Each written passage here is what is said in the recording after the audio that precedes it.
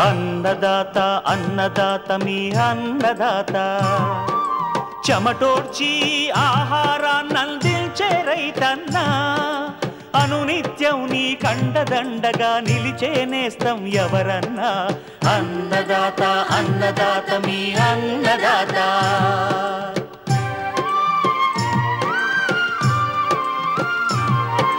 నూతన రీతుల సాగుబడికి నూరింతలు పెరిగే దిగుబడికి సూచనలిచ్చే సస్య రక్షణకు పశు పోషణకి శాస్త్ర విజ్ఞానం అందించి ముందుకు నడిపే తెలుగు రైతు భారతదేశానికి మకుటం అయ్యేలా తీర్చిదిద్దే ఆశయంతో మిమ్ము మేలు కొలిపేది అన్నదాత అన్నదాత అన్నదాత మీ అన్నదాత అన్నదాత అన్నదాత మీ అన్నదాత.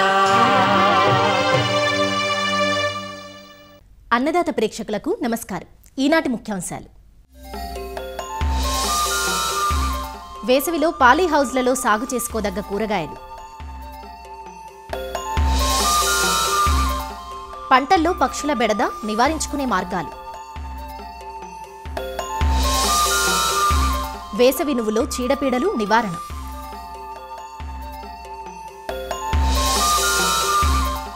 ఇంకా జై కిసాన్ వ్యవసాయ సమాచారం.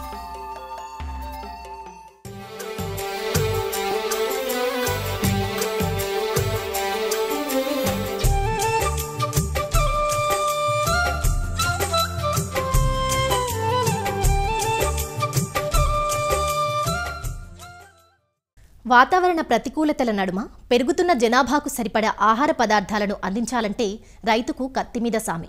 ఏ సమయంలో ఏ చీడ దాడి చేస్తుందో, ఎలాంటి పీడ నాశనం చేస్తుందో అని పంటను వేయి కళ్లతో కాపలా కాస్తూ ఉంటాడు.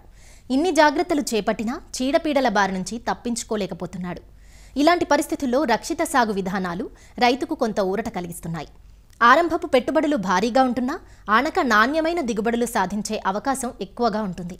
అందుకే చాలామంది రైతులు పాలీహౌస్, షేడ్నెట్ హౌజుల్లో పంటలను పండిస్తూ అన్సీజన్లోనూ నాణ్యమైన దిగుబడులు సాధిస్తున్నారు. ప్రస్తుతం ఈ పాలీహౌజుల్లో కొన్ని రకాల కూరగాయలను సాగు చేస్తే ఎంతో కొంత ఆదాయం పొందే వీలుంటుంది. మరి ప్రస్తుత వేసవిలో పాలీహౌజులలో వేసుకోవడానికి అనువైన కాయగూరల గురించిన సమాచారాన్ని మనకందిస్తున్నారు పశ్చిమ గోదావరి జిల్లా ఉండి కృషి విజ్ఞాన కేంద్రం శాస్త్రవేత్త బిందు ప్రవీణ. ఈ మార్చి నెలలో వచ్చేసరికి ఈ హరిత గృహాల్లో మనకి టమాటా కానీ, పచ్చిమిర్చి కానీ, కీర కానీ, కాకర కానీ, ఆకుకూరలు కానీ, అదేవిధంగా కొత్తిమీరను కూడా మనం సులభంగా కూడా వ్యాపారశాలలో మనం పండించుకోవడానికి అవకాశంగా ఉంటుంది. పాలీహౌస్లో క్యాప్సికమ్ సాగు చేస్తున్న రైతులు ఏప్రిల్ మే నెలాఖరు వరకు కూడా సాగును అనేది పొడిగించుకోవాలి. కాయ పరిమాణం తగ్గినా కూడా కాయలు అనేది మొక్కకు వస్తూ ఉంటాయి. వేసవిలో ఈ పాలీహౌస్లు కానీ, హరిత పందుల్లో కానీ పెంచడానికి అనువైన కూరగాయల రకాలను, ప్రత్యేకంగా వేసవి ఉష్ణోగ్రతను తట్టుకునే రకాలను మనం ఎంచుకోవాలి. టమాటా రకాలు వేసవిలో సూట్ అయ్యే చూసుకున్నట్లయితే హింసోనా సబ్రియా అనే రకాలను మనము ఈ పాలీహౌస్ల్లో రైతులు వ్యాపారశాలలో కూడా పెంచి మంచి ఫలితాలు అనేది సాధించవచ్చు. టమాటాలో ఈ రకాలే కాకుండా సెమీ డిటర్మినేట్ రకాలు, అంటే ఎక్కువ ఎత్తు పెరగని రకాలను కూడా మనం పాలీహౌస్ల్లో పెంచుకోవచ్చు. వేసవిలో సాగుకు పచ్చిమిర్చిలో పోసా జ్వాల ఈ రకము కూడా రైతులు పండించి మంచి ఫలితాలు అనేది పొందవచ్చు. వేసవిలో తక్కువ కాలంలో ఎక్కువ దిగుబడినిచ్చే పంట ఇంకొకటి చూసుకున్నట్లయితే కీరా దోస. యూరోపియన్ రకానికి గిరాకీ ఉంది. వివిధ కంపెనీల ద్వారా నుంచి కూడా వీటి విత్తనాలు అనేది మార్కెట్లో దొరుకుతున్నాయి. రైతులు ఏంటంటే ఫలదీకరణం లేకుండా కూడా కాయలు ఏర్పడే రకాలను వాటిని మాత్రమే ఎంచుకోవాలి. దీనివలన ప్రతి కణుపుకు ఏంటంటే పూత కాయలు అనేది ఏర్పడి దిగుబడులు అనేది రావడానికి మంచి అవకాశం ఉంటుంది. ఈ హరిత గృహాల్లో ఏంటంటే కాకర కూడా పందిళ్ళు వేసి కూడా మనం పెంచవచ్చు. ఈ కాకరలో ఏంటంటే కాయలు అనేది ఆకుపచ్చ రంగు కలిగి ఉండి ఎక్కువ బరువు ఉండే రకాలను మనం ఎంచుకోవాలి. హరిత పందిళ్ళలో కాకరను మార్చి నుంచి జూలై మొదటి వారం లేక తొలకరి వానలు పడే వరకు కూడా మనం సాగు చేయవచ్చు. ఆకుకూరల విషయానికి వస్తే అధిక ఉష్ణోగ్రత వల్ల బయట ప్రదేశాల్లో ఈ ఆకుకూరలు అనేది పండించినా కూడా పెద్ద నాణ్యత కలిగిన పంటను మనం ఆశించలేము. అందువల్ల ఏంటంటే ఈ పాలీహౌస్ల్లో ఈ వేసవికాలంలో ఆకుకూరలను పండిస్తే మంచి గిరాకీ అనేది వచ్చి రైతులు అనేది ఆర్థికంగా కూడా రైతులకి ఎంతో ఉపయోగపడుతుంది. తక్కువ సమయంలో కూడా ఎక్కువ దిగుబడులను కూడా పాలీహౌస్లో రావడం అనేది జరుగుతుంది. కొత్తిమీర పండించుకుంటే ఏంటంటే ఎక్కువ గిరాకీ ఉంటుంది మార్కెట్లో.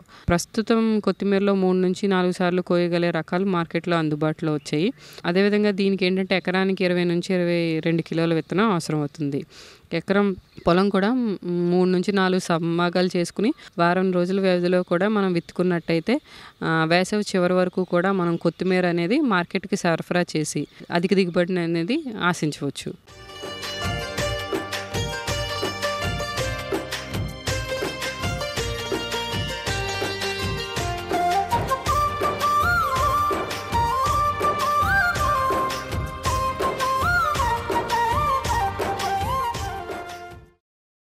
తెలంగాణ జిల్లాల్లో వేసవిలో సాగు చేసే నూనె గింజల పంటల్లో ప్రధానమైంది నువ్వు. ముఖ్యంగా ప్రత్తి, పసుపు వంటి పంటలను తీసేసిన తర్వాత స్వల్పకాలంలో వచ్చే నువ్వును జనవరి 15 నుంచి ఫిబ్రవరి 15 వరకు విత్తుకుంటూ ఉంటారు. ప్రస్తుతం పంట శాఖీయ దశలో, పూత దశలో ఉండగా చీడపీడల సమస్య పెరుగుతోంది. ముఖ్యంగా రసం పీల్చు పురుగులు, ఆకుగూడు, కాయతొలుచు పురుగులు, ఆకుమచ్చ, కాయమచ్చ తెగుళ్లు అక్కడక్కడ పంటకు నష్టం చేస్తున్నాయి. కొన్ని రకాల సస్యరక్షణ చర్యలతో వేసవి నువ్వును కాపాడుకోవాలంటూ సూచిస్తున్నారు వరంగల్ ప్రాంతీయ వ్యవసాయ పరిశోధనా స్థానం కీటక విభాగం శాస్త్రవేత్త డాక్టర్ ఎస్ ఓంప్రకాష్. ముఖ్యంగా నువ్వు పంటను తీసుకున్నట్లయితే నువ్వు పంటలో మిగిలిన పంటలతో పోలిస్తే ఈ చీడపీడల బెడద కొంచెం తక్కువగా ఉంటుంది. కానీ కొన్ని వాతావరణ పరిస్థితుల వల్ల ఈ చీడపీడల బెడద అనేది కొద్దిగా ఎక్కువయ్యే అవకాశం ఉంటుంది. చీడపీడల విషయానికి వచ్చినట్లయితే కొన్ని రకాల రసం పీల్చే పురుగులు, అంతేకాకుండా కాయతొలిచే పురుగులు కూడా ఈ యొక్క నువ్వు పంటను ఆశించి నష్టాన్ని కలగజేస్తున్నాయి. అయితే ఈ యొక్క పురుగులు, తెగుళ్ళు పంట యొక్క వివిధ దశల్లో ఆశించి నష్టాన్ని కలగజేస్తున్నాయి.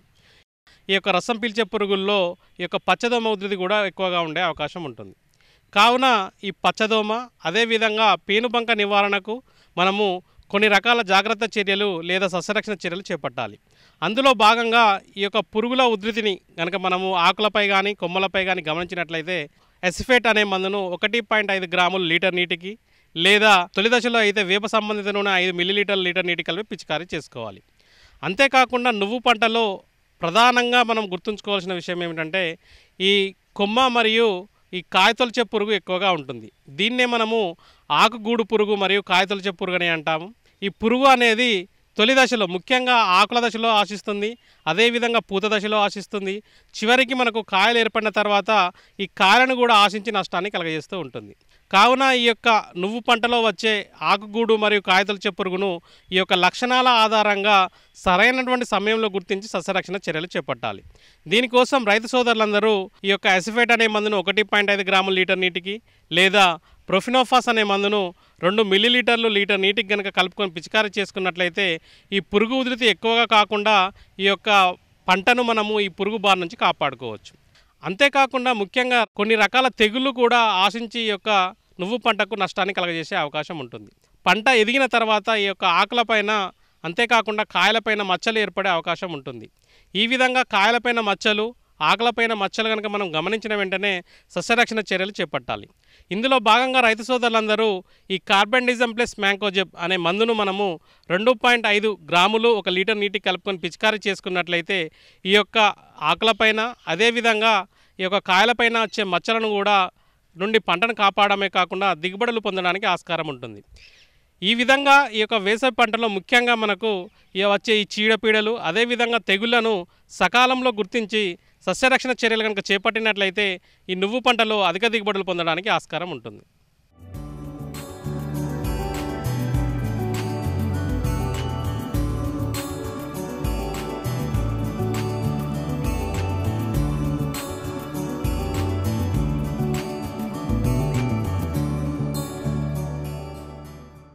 పంటలకు చీడపీడల వల్ల వన్యప్రాణుల వల్లే కాదు పక్షుల వల్ల కూడా బెడద ఉంటుంది. కొన్ని పంటల్లో పక్షులు పురుగులను ఏరుకొని తిని రైతుకు మేలు చేస్తాయి. కానీ జొన్న, మొక్కజొన్న, ప్రొద్దుతిరుగుడు వంటి పంటలకు మాత్రం పక్షులు విపరీతమైన నష్టం కలిగిస్తాయి. కొన్ని చోట్ల నెమళ్ల వల్ల కూడా నష్టం కలుగుతూ ఉంటుంది. పక్షులను పారదోలడానికి రైతులు కాపలాలు పెట్టడం, శబ్దాలు చేయడం వంటి చర్యలు చేపడుతూ ఉంటారు. హైదరాబాద్లోని ప్రొఫెసర్ జయశంకర్ తెలంగాణ రాష్ట్ర వ్యవసాయ విశ్వవిద్యాలయం అఖిల భారత సకశేరుక చీడపీడల యాజమాన్య విభాగం శాస్త్రవేత్తలు పక్షుల బెడద నుంచి పంటలను రక్షించుకోవడం కోసం కొన్ని పద్ధతులను సూచిస్తున్నారు. వివరాలను సీనియర్ శాస్త్రవేత్త డాక్టర్ వి సునీత నుంచి తెలుసుకుందాం. భారతదేశంలో దాదాపు 1400 రకాల పక్షి జాతులు ఉన్నాయి. ఇందులో మనకు పంటలకు నష్టం చేసే జాతులు 65 జాతులు మాత్రమే. మిగతా అన్ని జాతులు కూడా మనకు ఉపయోగపడే జాతులు, మేలు చేసే పక్షి జాతులు. ఈ మేలు చేసే పక్షి జాతులు మనకు ముఖ్యంగా పంటల్లో పురుగుల్ని ఏరుకొని తిని మనకు పంటల్లో చీడల పీడల్ని కొంతవరకు తగ్గిస్తూ ఉంటాయి. కానీ మనకు ఎక్కువగా నష్టం చేసేది 65 జాతులు మాత్రమే ఉన్నాయి. ఈ 65 జాతుల పక్షులు ఎక్కువగా మనకు జొన్న, మొక్కజొన్న, అదేవిధంగా సన్ఫ్లవరు ఇలాంటి పంటల్లో ఎక్కువగా నష్టాన్ని కలుగజేస్తూ ఉంటాయి. ఈ గింజ పరిమాణాన్ని బట్టి కూడా మనకు పక్షుల సైజ్ అనేది ఉంటుంది. ముఖ్యంగా చూసుకున్నట్లయితే వరి, జొన్న, సజ్జ చిన్న గింజ పరిమాణం గల పంటలలో మనకు చిన్న పక్షులు రావడం గమనించవచ్చు. మనకు ముఖ్యంగా పిచ్చుకలు, బంగారు పిచ్చుకలు, అదేవిధంగా మునియా ఇలాంటి పక్షులు మనకు ఎక్కువగా నష్టాన్ని కలగజేస్తూ ఉంటాయి. అదే పెద్ద గింజ పరిమాణము మొక్కజొన్న, అదేవిధంగా సన్ఫ్లవర్ పంటల్లో మనకు మధ్యస్థ పరిమాణం గల పక్షులు అయిన పావురాళ్ళు, రామచిలుకలు, కాకులు నష్టం కలగజేస్తూ ఉంటాయి. ఈ పక్షులన్నీ కూడా మనకు వన్యప్రాణి సంరక్షణ చట్టంలో ఉన్నాయి కాబట్టి వీటిని చంపడానికి వీలు లేదు. వీటిని చంపకుండా మన పంటల నుంచి పక్షుల్ని పారద్రోలడానికి ఎకో ఫ్రెండ్లీ మేనేజ్మెంట్ మెథడ్స్ని ఫాలో అవ్వాల్సి ఉంటుంది. ముఖ్యంగా ఈ పక్షులు మనకు 2 దశల్లో పంటకు నష్టాన్ని కలగజేస్తాయి. అదే విత్తనం విత్తిన తర్వాత విత్తనాలను ఏరుకుంటూ వాటిని తిని నష్టాన్ని కలగజేస్తాయి. అదేవిధంగా గింజలు పాలు పోసుకునే దశ నుంచి గింజ గట్టిపడే దశ వరకు కూడా మనకు నష్టాన్ని కలగజేస్తాయి. అంటే పంటల్లో 2 దశల్లో నష్టాన్ని కలగజేస్తాయి. అదేవిధంగా పక్షులు మనకు ఉదయం వేళలో 6 నుంచి 9 వరకు, అదేవిధంగా సాయంత్రం 4 నుంచి 6 గంటల సమయంలో ఎక్కువగా వీటి నష్టం అనేది ఎక్కువగా ఉంటుంది. కాబట్టి ఈ పక్షుల నుంచి మనం రక్షించుకోవడానికి విత్తన దశలోనూ అదేవిధంగా గింజ పాలు పోసుకునే దశలో మనము కొన్ని పద్ధతులు చేపట్టాలి. విత్తనాలు విత్తిన తర్వాత మనకు చూసుకున్నట్లయితే రిబ్బన్ మెథడ్ అని ఉంటుంది. మెరిసే రిబ్బన్ అంటారు. ఈ మెరిసే రిబ్బన్ ఒకవైపు ఎరుపు రంగులోను, ఒకవైపు తెలుపు వర్ణంలో ఉంటుంది. దీనిని మనము విత్తనం విత్తిన తర్వాత భూమి నుండి 1 అడుగు ఎత్తులో ఉత్తర దక్షిణ దిశల్లో ఏర్పాటు చేసుకోవాల్సి ఉంటుంది. ఉత్తర దక్షిణ దిశల్లో ఎందుకు అంటే మనకు సూర్యరశ్మి అనేది తూర్పు నుంచి సూర్యుడు ఉదయిస్తాడు కాబట్టి ఆ సూర్యరశ్మి అనేది ఈ ఉత్తర దక్షిణ దిశల్లో ఏర్పాటు చేసిన రిబ్బన్లపై పడడం వల్ల మెరుస్తూ ఉంటుంది. ఈ మెరుపు వల్ల పంటలోనికి పక్షి రావడానికి ట్రై చేసినప్పుడు దాని కళ్ళకి మెరుపు అనేది తగిలి అది మన పంటలోనికి రాకుండా దూరంగా వెళ్ళడం జరుగుతుంది. అదేవిధంగా ఈ పద్ధతిని గింజ పాలు పోసుకునే దశలో కూడా ఏర్పాటు చేసుకున్నట్లయితే అప్పుడు పంట కంటే 1 అడుగు ఎత్తులో ఏర్పాటు చేసుకోవాల్సి ఉంటుంది. ఉత్తర దక్షిణ దిశల్లోనే ఏర్పాటు చేసుకోవాల్సి ఉంటుంది. మామూలుగా మనం పక్షుల్ని పారద్రోలడానికి లేబర్ని ఎంగేజ్ చేసుకుంటూ ఉంటాము. మనకు పంట విత్తిన తర్వాత దాదాపు విత్తనం మొలకెత్తడానికి 20 రోజుల సమయము, అదేవిధంగా గింజ పాలు పోసుకునే దశ నుంచి గట్టిపడే దశకు 20 రోజుల సమయం చూసుకున్నట్లయితే దాదాపు 40 రోజుల సమయం. ఈ 40 రోజుల సమయంలో రోజుకు 1 లేబర్ని చూసుకున్నట్లయితే మనకు 1 లేబర్కి 400 రూపాయల ఖర్చు చూసుకున్నా కూడా మనకు 16,000 రూపాయల వరకు కూడా ఖర్చు అవ్వడం జరుగుతూ ఉంటుంది. అదే ఈ రిబ్బన్ పద్ధతిని ఉపయోగించడం వల్ల 1 రోల్ వచ్చేసి మనకు 100 మీటర్లు ఉంటుంది. ఈ 100 మీటర్ల రోల్ అనేది మనకు 100 రూపాయలు ఉంటుంది. ఈ 100 రూపాయల రోల్స్ అనేవి మనకు 10 పెట్టుకున్నట్లయితే ఒక రోజు 1 లేబర్ని ఎంగేజ్ చేసుకున్నట్లయితే మనకు తక్కువ ఖర్చుతో మనం పక్షుల నుంచి మన పంటని రక్షించుకోవచ్చు. అదేవిధంగా ఈ పక్షులు అనేవి ఎక్కువగా మనకు బార్డర్స్లోనే పంట యొక్క బార్డర్స్లో ఎక్కువగా నష్టాన్ని కలగజేస్తూ ఉంటాయి కాబట్టి మనం బార్డర్ క్రాప్స్ అనేది వేసుకోవాల్సి ఉంటుంది.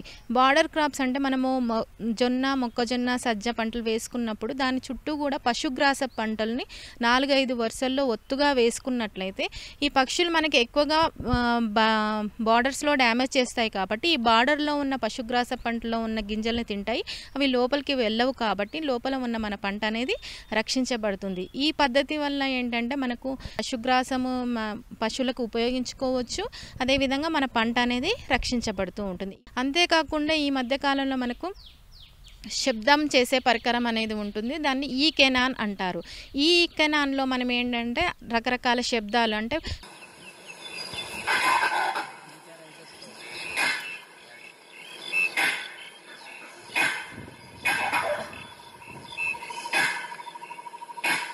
పెద్ద పక్షుల యొక్క అరుపులు, వాటి యొక్క అవి బాధ చేసినప్పుడు, వాటికి బాధ కలిగినప్పుడు చేసిన అరుపులు కానీ, వాటికి ఏదైనా డేంజర్ ఉన్నప్పుడు చేసిన సిగ్నల్స్ కానీ, అదేవిధంగా మనుషుల యొక్క అరుపులు కానీ, ఈ విధంగా రకరకాల శబ్దాలను క్రోడీకరించి ఒక స్పీకర్ ద్వారా మనము పంటల్లో మనము ఈ స్పీకర్ ద్వారా ఈ శబ్దాలను వెలువరించడం ద్వారా కూడా పక్షులు అనేవి బెదిరి మన పంటలోనికి రాకుండా ఉంటుంది. దీన్ని ఈ కెనాన్ అంటారు, ఎలక్ట్రానిక్ కెనాన్. ఈ కెనాన్ యొక్క ధర వచ్చి చూసుకున్నట్లయితే 18,000 ప్లస్ GST ఉంటుంది. ఈ కెనాన్కి ఒక స్పీకర్ ఉంటుంది. ఈ స్పీకర్ సహాయంతో మనకు సౌండ్స్ అనేది వెలువరించడం జరుగుతుంటుంది. ఇది ఇక్కడ పైన సోలార్ ప్లేట్ ఉంటుంది. ఈ సోలార్ ప్లేట్ సహాయంతో ఛార్జింగ్ అనేది జరుగుతూ ఉంటుంది సూర్యరశ్మి వల్ల. ఒకసారి ఛార్జింగ్ అయిన తర్వాత ఈ మెషిన్ అనేది దాదాపు 10 గంటల వరకు కూడా మనకు పనిచేస్తూ ఉంటుంది. ఇక్కడ ఆన్ ఆఫ్ బటన్ ఉంటుంది. ఈ ఆన్ ఆఫ్ బటన్ సహాయంతో మనము ఉదయం అదేవిధంగా సాయంత్రం వేళ ఆన్ చేసుకొని తర్వాత ఆఫ్ చేసుకోవచ్చు. పంట కంటే 1 ఫీట్ హైట్లో మనం ఏర్పాటు చేసుకోవాల్సి ఉంటుంది. అదేవిధంగా బర్డ్స్ కేరింగ్ గన్ అనేది ఉంది. ఈ గన్ ద్వారా కూడా మనకు ఎక్కువగా పక్షులు అనేవి ఉదయము అదేవిధంగా సాయంత్రం వేళలో వస్తాయి కాబట్టి ఉదయము అదేవిధంగా సాయంత్రం వేళలో ఒక మనిషి ఉండి ఆ గన్ సహాయంతో శబ్దాలను చేసినట్లయితే పెద్ద ఎత్తున మనకి శబ్దం అనేది వస్తుంది. ఈ పెద్ద ఎత్తున శబ్దం రావడం వల్ల పక్షులు అనేవి బెదిరి దూరంగా వెళ్ళిపోవడం జరుగుతూ ఉంటుంది. ఈ అగ్రి కెనాన్ బర్డ్స్ కేరింగ్కి అదేవిధంగా మంకీస్ కేరింగ్కి కూడా ఉపయోగిస్తూ ఉంటాము. అయితే ఇక్కడ చిన్న వాల్వ్ ఉంటుంది. ఇందులో మనం కాల్షియం కార్బైడ్ అనేది యూజ్ చేస్తూ ఉంటాము. ఈ కాల్షియం కార్బైడ్ అనేది మనకు ఈ విధంగా స్టోన్ ఫామ్లో ఉంటుంది. స్టోన్ ఫామ్లో ఉన్న కాల్షియం కార్బైడ్నే తీసుకోవాలి, పౌడర్ ఫామ్లో ఉన్న దాన్ని తీసుకోవద్దు. ఇది వచ్చేసి మనకు 1 kg 100 నుంచి 150 రూపాయలు గ్యాస్ వెల్డింగ్ షాప్స్లలో వాటిలో దొరుకుతూ ఉంటుంది. ఈ గన్లో మనము బుల్లెట్ అనేది ఉంటుంది. ఈ బుల్లెట్లో ఈ విధంగా వేసుకొని ఇందులో పెట్టుకొని ఇది మనం క్లోజ్ చేసుకోవాల్సి ఉంటుంది. దీనిపైన ఒక వాల్వ్ ఉంటుంది. ఈ వాల్వ్ ఆఫ్ చేసిన తర్వాత మనము ఈ నీళ్ళని దీంట్లో పోసుకోవాల్సి ఉంటుంది. ఈ వాటర్ అనేది మనకు కాల్షియం కార్బైడ్ మీద పడడం వల్ల మనకు ఎసిటలిన్ అనే గ్యాస్ అనేది ఉత్పత్తి అవుతుంది. ఈ గ్యాస్ ఉత్పత్తి అయ్యి ఈ డ్రమ్ అంతా కూడా నిండడం జరుగుతూ ఉంటుంది. దీనికి 30 సెకండ్స్ టైం పడుతుంది. ఈ 30 సెకండ్స్ టైం తర్వాత మనం లైటర్ సహాయంతో మనం దీన్ని ఆపరేట్ చేసినట్లయితే పెద్ద శబ్దం చేస్తూ ఈ గ్యాస్ అనేది వెలువడం జరుగుతుంది. కాబట్టి ఈ పెద్ద శబ్దానికి పక్షులు అదేవిధంగా కోతులు అనేవి మన పంట పొలాల నుంచి దూరంగా వెళ్ళిపోవడం జరుగుతుంది. ఒకసారి సౌండ్ వచ్చాక దానిపైన మనకు ఈ విధంగా తీసి చూసినట్లయితే పౌడర్ ఫామ్ లాగా ఫామ్ అవుతుంది. ఈ పౌడర్ని మళ్ళీ క్లీన్ చేసుకొని అది స్టోన్ ఫామ్లో ఉన్నదాన్ని మళ్ళీ తిరిగి వాడుకోవచ్చు. పౌడర్ లాగా ఫామ్ అయితే అది మనకు పనికిరాదు. పౌడర్ లేకుండా స్టోన్ ఫామ్లో దాన్ని మళ్ళీ దానిపైన ఉన్న పౌడర్ని కొంచెం క్లాత్తో నీట్గా తుడిచి మళ్ళీ అదే స్టోన్ని మనము ఉపయోగించుకొని సౌండ్ చేయడానికి ఉపయోగపడుతూ ఉంటుందన్నమాట. అయితే దీన్ని తీసుకొచ్చిన తర్వాత మనము గ్లాస్ కంటైనర్లో ఎయిర్ టైట్ కంటైనర్లో చేసుకొని భద్రపరచుకోవాల్సి ఉంటుంది. లేదంటే గాలికి పెట్టినట్లయితే మనకు పౌడర్ లాగా ఫామ్ అవుతుంది, మనకు పని చేయకుండా ఉంటుంది. దీని ధర మనకు 3,540 రూపాయలు విత్ GSTతో. 1 kg మనము కాల్షియం కార్బైడ్ వచ్చేసి 100 నుంచి 150 రూపాయలు ఉంటుంది. 1 kg కాల్షియం కార్బైడ్ నుంచి మనకు దాదాపు 3,000 సౌండ్లని ఉత్పత్తి చేస్తూ ఉంటుంది. కాబట్టి ఒక్కసారి మనం 3,540 రూపాయలు పెట్టి అన్నను కొనుక్కున్న తర్వాత మనకు అయ్యే ఖర్చు 150 రూపాయలు మాత్రమే. దీన్ని ఉపయోగించి పక్షుల నుంచి కానీ అదేవిధంగా కోతుల నుంచి పంటని రక్షించుకోవచ్చు.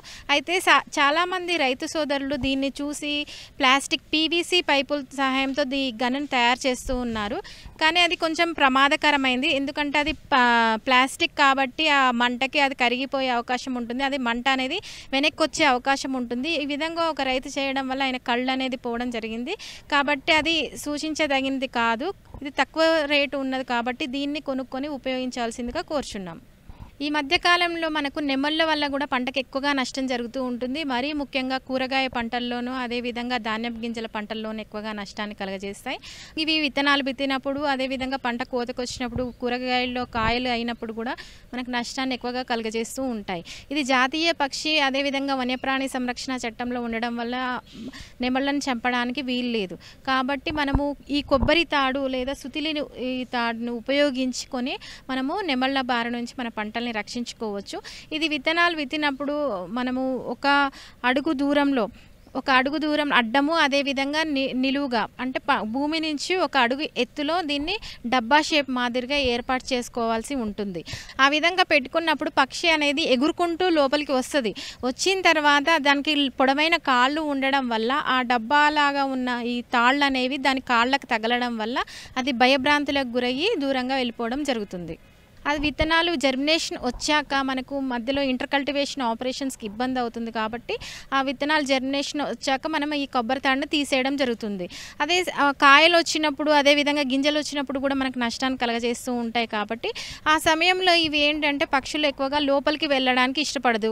క్రాప్ అనేది డెన్సిటీ ఎక్కువగా ఉంటుంది కాబట్టి మధ్యలోనికి వెళ్ళడానికి ఇష్టపడదు. బార్డర్స్లోనే మనకు ఎక్కువగా నష్టాన్ని కలగజేస్తూ ఉంటుంది కాబట్టి ఈ బార్డర్స్లో ఈ విధంగా మనం కొబ్బరి తాడును ఉపయోగించి 3 వరుసలు, ఫస్ట్ వరుస వచ్చేసి భూమి నుంచి ఒక అడుగు ఎత్తులో, రెండవ వరుస ఆ మొదటి వరుస నుంచి ఒక అడుగు ఎత్తులో, మూడవ వరుస ఈ రెండవ వరుస నుంచి ఇంకొక అడుగు ఎత్తులో ఈ విధంగా బార్డర్స్లో మనం ఏర్పాటు చేసుకున్నట్లయితే ఈ నెమళ్ళు అనేవి లోపలికి రాకుండా ఉంటుంది. ఈ విధంగా ఈ కొబ్బరి తాడును ఉపయోగించి ఈ విధంగా కట్టుకొని మనం నెమళ్ళ బారి నుంచి మన పంటల్ని రక్షించుకోవచ్చు. అదేవిధంగా మొక్కజొన్నలో చూసుకున్నట్లయితే పక్షులు ఎక్కువగా వాటి యొక్క జుట్టు, గింజ పాలు పోసుకునే దశలో వాటిపైన ఒక జుట్టు ఉంటుంది. ఆ జుట్టు అనేది మనకు బంగారు వర్ణంలోనికి మారినప్పుడు గింజ పాలు పోసుకునే దశ అనేది పక్షులు గ్రహించి మన పంటలోనికి రావడం జరుగుతూ ఉంటుంది. కాబట్టి ఆ పైన ఉన్న సిల్క్ ఆ జుట్టుని మనము దాని కింద ఉన్న ఒక ఆకుతోని చుట్టి వేయడం ద్వారా, దీన్ని ఆకు చుట్టు పద్ధతి అంటారు. మొక్కజొన్నలో ఎక్కువగా దీన్ని ఉపయోగిస్తుంటాము. అయితే ఇది పంట మొత్తము చేయాల్సిన అవసరం లేదు. మనం ఇందాక చెప్పుకున్నట్లు పక్షులు ఎక్కువగా మనకు బార్డర్లోనే నష్టాన్ని కలగజేస్తాయి కాబట్టి బార్డర్లో చుట్టూ కూడా 4 వరుసలు ఈ ఆకు చుట్టే పద్ధతిని ఒక లేబర్ని పెట్టుకొని ఒక రోజులో మనం పూర్తి చేయవచ్చు. ఈ విధంగా ఆకు చుట్టే పద్ధతి ద్వారా కూడా మనము మొక్కజొన్న పంటని పక్షుల బారి నుంచి రక్షించుకోవచ్చు. ఈ విధంగా మనము పక్షులన్నీ కూడా వన్యప్రాణి సంరక్షణలో ఉన్నాయి కాబట్టి మనం వీటిని చంపడానికి వీలు లేదు. ఇలాంటి ఎకో ఫ్రెండ్లీ పద్ధతులు పాటించి పక్షుల నుంచి మన పంటను రక్షించుకోవాలని కోరుచున్నాము.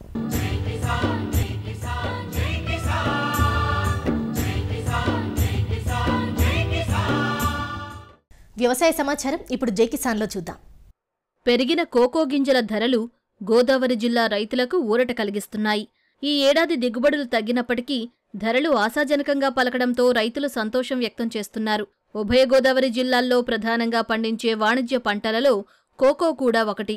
అరటి, కొబ్బరి తర్వాత కోకో పంటను ఎక్కువగా పండిస్తున్నారు. కొబ్బరి, ఆయిల్ ఫామ్ తోటలలో అంతర పంటగా దీర్ఘకాలం పండించుకునే అవకాశం ఉండడం రైతులను కోకో పంట వైపు మొగ్గేలా చేసింది. దీనికి తోడు కంపెనీలే నేరుగా రైతుల నుంచి గింజలను సేకరిస్తుండడం రైతులకు కలిసొస్తోంది. సీజన్ ప్రారంభంలో కిలో కోకో గింజల ధర 190 రూపాయలు ఉండగా ప్రస్తుతం 550 రూపాయలకి చేరడంతో రైతులు ఆనందం వ్యక్తం చేస్తున్నారు. 550 రూపాయలకు పర్ కేజీ కొంటున్నారు. అధిక వర్షాలు ఆకారాన్ని కోరటం వల్ల మాకు కోకో ఆశయానికి దిగుబడి లేదు. కానీ రేటు మాత్రం గత నెల 400 ఉన్న రేటు క్రమక్రమంగా పెరిగి ఈ రోజుని 550 రూపాయలకి ఎగబాకింది. దానివల్ల కోకో రైతాంగం చాలా సంతోషం వ్యక్తం చేస్తున్నాం. దిగుబడి కొంత తగ్గినా కానీ ఎకరానికి 3 నుంచి 4 క్వింటాలు అయితే మాకు ఇవాళ 1,25,000 రూపాయలు మనకు మిగిలేలాగా ఉందండి. పెట్టుబడి మాత్రం 50,000 అవుతుంది ఎకరానికి. ఇలాగే ప్రతి సంవత్సరం కూడా ఉంటే ఈ కోకో రైతులు ఎక్కువగా లాభపడి వ్యవసాయం చేయడానికి అనేక రకాలుగా ముందుకు వస్తా కూడా ఈ రైతులు కొంచెం ఉంటుందండి. గత సంవత్సరం బాగా ఎక్కువ దిగుబడి వచ్చింది, 4 నుంచి 6 క్వింటాలు వచ్చింది. అదే రకంగా రేటు కూడా 220 రూపాయల దాకా ఇచ్చారు లాస్ట్ ఇయర్. కొబ్బరి కూడా బాగానే ఉన్నాయి. ఈ సంవత్సరం కొబ్బరి దిగుబడి లేదు. అసలు కోకో దిగుబడి 4 నుంచి 2 క్వింటాలకు పడిపోయింది. రేటు చూస్తే మెరుగ్గానే ఉంది. కూలీల రేటు లాస్ట్ ఇయర్ 400 ఉంటే ఈ సంవత్సరం 5 నుంచి 600 వరకు పెరిగింది. కోకో రేటు బాగానే ఉన్నా దిగుబడి బాగా తగ్గిపోవడం వలన రైతుకి నష్టం జరుగుతుంది. దీన్ని కొంత ప్రభుత్వం సహకారం అందించవలసిందిగా కోకో రైతుల ద్వారా తెలియజేస్తున్నాం. మేము దాదాపు 19 సంవత్సరాల నుంచి చేస్తున్నామండి కోకో తోట. 19 సంవత్సరాల నుంచి అలాగే 200, 210, 220లో వెళ్తుంది. ఈ ఏడు స్టార్టింగ్ 190 మీద మొదలైందండి. 190 మీద మొదలయ్యి ఇప్పుడు 550 రూపాయలకు వచ్చింది. చాలా బాగుంది. వ్యవసాయం కూడా చేయటానికి ప్రతి రైతుకి అవసరం. దాదాపు 35-40 ఏళ్ళు పెట్టుబడి అవుద్దండి. తత్వై 1,00,000 రూపాయలు మిగులుతుంది రైతుకి ఇలా ఉంటే, రేటు ఇలా ఉంటేనే. ఈ వరకు 20 ఏళ్ళు ఉండేదండి, 20 ఏళ్ళది 55 ఏళ్ళు అయిందంటే మరి చాలా తేడా ఉంది కదా అప్పటికిప్పటికి. విదేశాల నుంచి కోకో దిగుమతులు తగ్గడంతోనే స్థానికంగా పండిన పంటకు గిరాకీ పెరిగిందని రైతులు చెబుతున్నారు. పెరిగిన పెట్టుబడుల నేపథ్యంలో ధరలు కొన్ని రోజులు ఇలానే కొనసాగాలంటూ కోరుతున్నారు. మరిన్ని విభిన్న అంశాలతో రేపటి అన్నదాతలు మళ్ళీ కలుసుకుందాం. అంతవరకు సెలవు. నమస్కారం. అన్నదాతలు తమ సందేహాలు, సమస్యలను 1800-425-4085 టోల్ ఫ్రీ నెంబర్లో ఉదయం 10 గంటల నుంచి 11 గంటల మధ్య పని దినాల్లో సంప్రదించగలరు. ఈ కార్యక్రమాన్ని యూట్యూబ్లో www.youtube.com/annadaata ETV లింక్ ద్వారా వీక్షించవచ్చు.